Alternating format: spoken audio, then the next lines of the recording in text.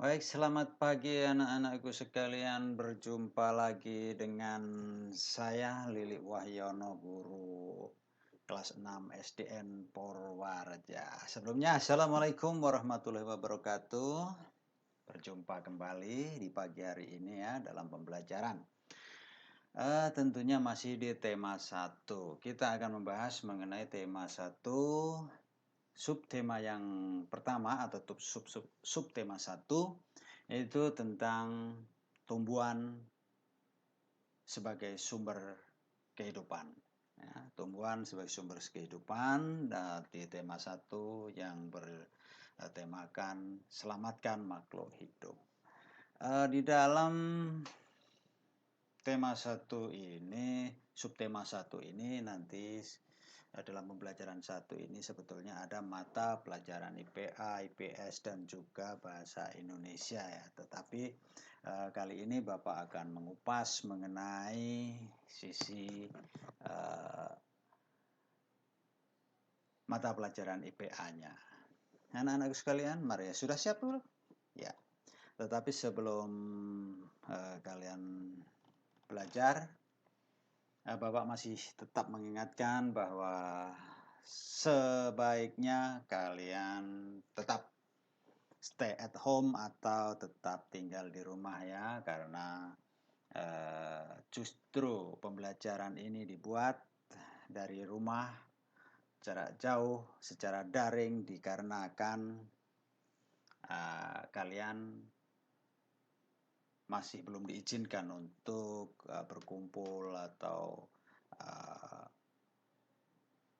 berdekat-dekatan dengan teman-teman. Artinya kita harus jaga jarak karena virus pandemi COVID-19 pada kesempatan ini masih belum selesai juga. Baik, kita lanjutkan yang akan kita bahas untuk pagi ini adalah ya, pembelajaran tema 1, selamatkan makhluk hidup. Pembelajaran tema 1 mengenai selamatkan makhluk hidup. Subtema yang pertama yaitu tumbuhan sahabatku kelas 6 tahun 2020-2021. Ya, masih tetap bersama saya guru kelas SDN Purwareja Lili Wahyono SPD SD. Oke, kita masuk saja ya. Yang pertama yaitu sumber kehidupan ya. Tumbuhan sebagai sumber kehidupan tentunya kita harus menjaga kelestariannya ya, kelestarian lingkungan hidup termasuk tumbuhan terutama tumbuhan yang bermanfaat bagi kehidupan kita sehari-hari ya, menjaga perkembangbiakannya agar dia tetap lestari, tetap menurunkan keturunan-keturunan yang sejenis dari tumbuhan-tumbuhan yang ada. Tentunya caranya adalah dengan cara perkembangbiakan. Nah, sekarang kita akan membahas mengenai perkembangbiakan tumbuhan ini sendiri ya. Di kelas 5 kalian sudah membahas tentunya ya mengenai perkembangbiakan tumbuhan ya. Perkembangbiakan tumbuhan. Jadi di kelas 6 ini akan kita bahas lagi perkembangbiakan tumbuhan itu. Nah, perkembangbiakan tumbuhan itu kan dibagi menjadi 2 secara garis besarnya ya, yaitu yang pertama adalah perkembangbiakan vegetatif. Ya.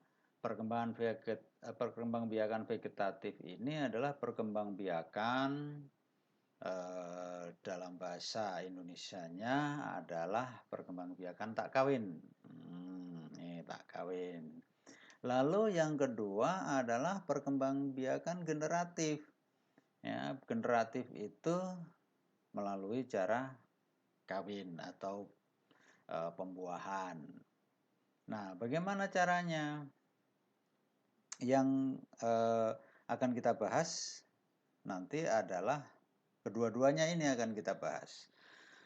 Yang pertama adalah perkembangbiakan vegetatif. Ya. Perkembangbiakan vegetatif atau tak kawin ini bisa dibagi menjadi dua bagian, yaitu yang pertama adalah perkembangbiakan vegetatif alami dan yang kedua adalah perkembangbiakan vegetatif buatan. Sifat anak sama dengan induknya. Ya. Ini ciri-ciri vegetatif itu seperti itu. Sifatnya sama dengan induknya, baik yang buatan maupun yang alami. Baik, nanti akan kita bahas. Yang kedua yaitu mengenai perkembangbiakan generatif atau perkembangbiakan kawin dengan cara kawin. Bagaimana caranya? Yaitu terjadi penyerbukan. Penyerbukan itu adalah jatuhnya serbuk sari di kepala putik. Ya. Benang sari alat kelamin jantan, lalu putik ini adalah alat kelamin betina. Sifat anak pada perkembangbiakan generatif ini bisa sama atau bisa tidak sama dengan induknya. Ya. Sifat anaknya itu tidak sama dengan induknya, tetapi bisa aja sebetulnya sama. Ya.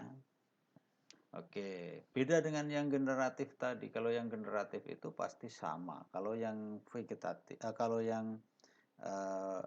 beda dengan yang vegetatif ya. Kalau vegetatif ini pasti sama. Tapi kalau yang generatif ini bisa saja sama dengan induknya, tapi bisa juga tidak sama dengan induknya. Tergantung prosesnya nanti yang akan kita pelajari. Kita lanjutnya yang pertama yaitu kita akan membahas mengenai perkembangbiakan yang generatif. Generatif itu artinya melalui pembuahan. Nah, tumbuhan berkembang biak secara generatif itu melalui yang disebut dengan bunga. Ya, seperti kamu ketahui bahwa setiap tumbuhan itu ada yang mengalami berbunga. Ya, untuk perkembangbiakannya. Ya. Tetapi ada juga bunga itu yang akhirnya tidak bisa untuk sebagai perkembangbiakan. Ya. Nah, bunga ini, ya seperti ini ya. Ya, ini contoh sistem perkembangbiakan tumbuhan seperti ini. Ada mahkota, lalu ada kepala putih. Ini ada tangkai putih, ini ada benang sari, ada bakal buah, ada tangkai bunga, ada dasar bunga, ada kelopak. Ya. Nah, ini adalah bagian-bagian bunga yang tentunya berbeda-beda fungsinya. Seperti sudah dibahas tadi mengenai bunga tadi, ini ya, terdiri dari ada benang sari, ada putih, ada juga kalau yang di apa tadi kan ada kelopak, ada macam-macam ya. Tetapi inti dari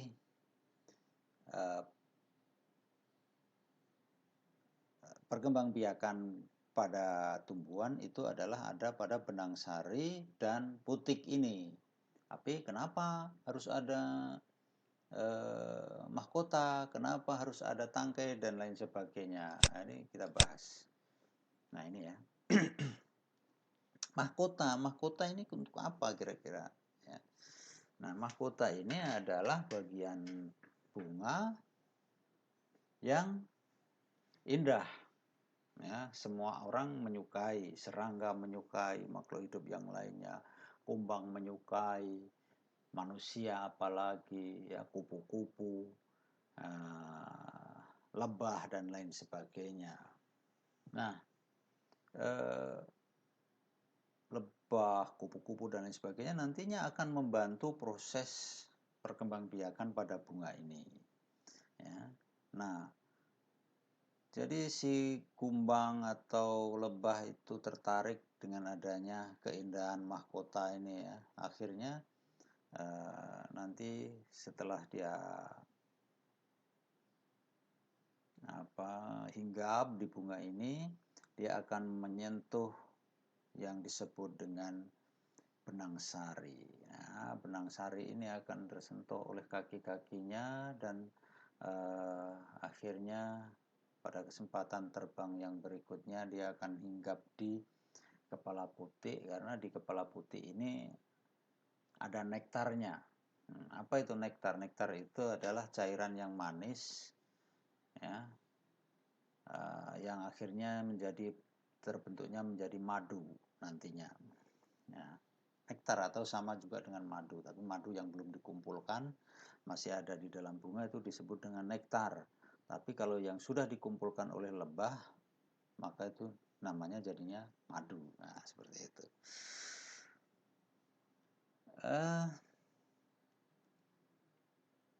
Kepala putih. Ya, seperti kita ketahui bahwa kepala putih ini adalah alat kelamin betina. Ya. Ini ya. Ya. Alat kelamin betina tadi ada di kepala putih ini. Lalu ada benang sari. Benang sari ini adalah alat kelamin jantan. Ya. Nah, jadi si benang sari ini kena angin lah, kena laba-laba, kena lebah, kupu dan lain sebagainya, jatuhlah di kepala putih. Kepala putih sebagai sel kelamin betina tadi, akhirnya dia akan turun membawa benang sari tadi ke yang disebut dengan bakal buah ini. Nah, baru setelah turun, proses ini disebut dengan proses pembuahan dan akhirnya jadilah buah baru atau jadilah bakal biji baru, bakal buah baru ya, yang nantinya akan menurunkan sebagai tumbuhan yang baru lagi. Nah, itu proses perkembangbiakan pada tumbuhan. Kita lanjut.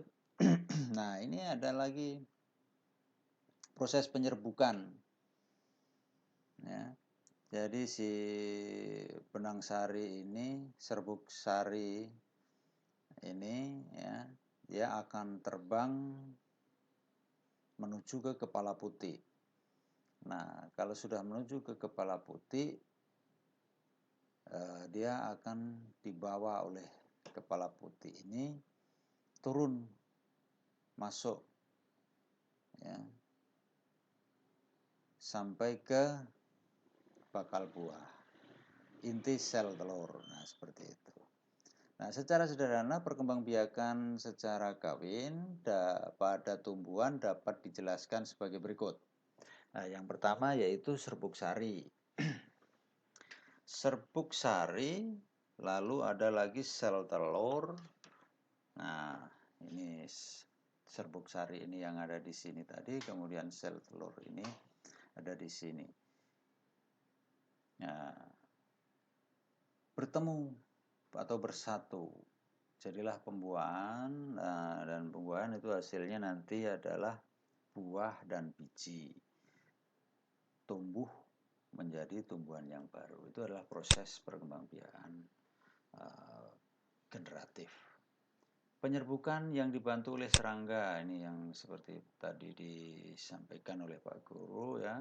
Nah, ini ada lebah, ini lebah ya, sama-sama lebah. Ini kumbang. Kumbang ini biasa mencari mahkota bunga yang akhirnya kaki-kakinya ini akan menyentuh serbuk sari lalu jatuh juga akhirnya ke kepala putih. Itu akan mengakibatkan penyerbukan namanya atau pembuahan pada bunga.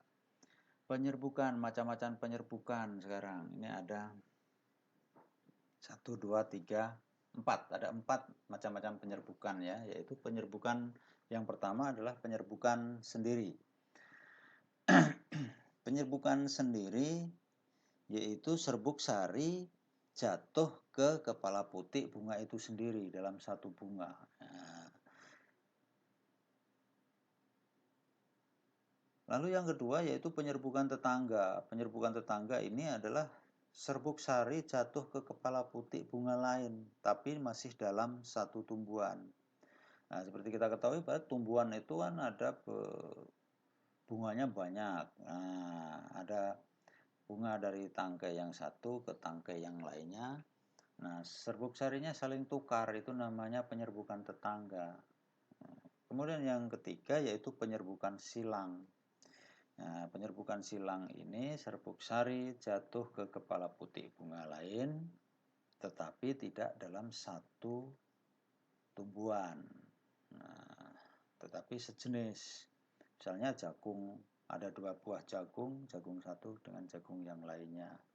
Atau ada rambutan, 2 pokok rambutan, rambutan yang satu dengan rambutan yang lainnya. Nah, itu disebut dengan penyerbukan silang. Yang keempat yaitu penyerbukan bastar. Bastar ini serbuk sari jatuh ke kepala putik bunga lain yang tidak sejenis. Nah, inilah yang nantinya akan menimbulkan bentuk atau jenis tumbuhan-tumbuhan varietas yang baru. Nah, mungkin itu. Nah, kita lanjutkan. Nah, ini sistem perkembangbiakan tadi ya, bagian-bagian bunga tadi ya, ada kepala putih, ada kepala sari, ada tangkai sari, ada tangkai putih, ada bakal buah. Selesai. Ya. Baik anak-anakku sekalian, karena kalian adalah siswa kelas 6 yang tentunya Bapak banggakan. Saya harapkan dari pembelajaran ini kalian sudah memahami, namun nanti apabila masih ada kekurang pahaman atau masih ada yang perlu ditanyakan, kita bisa lanjutkan tanya jawab nantinya di sesi tanya jawab di forum ya, ya. Oke, selamat pagi. Wassalamualaikum warahmatullahi wabarakatuh dan sampai jumpa. Cekidot.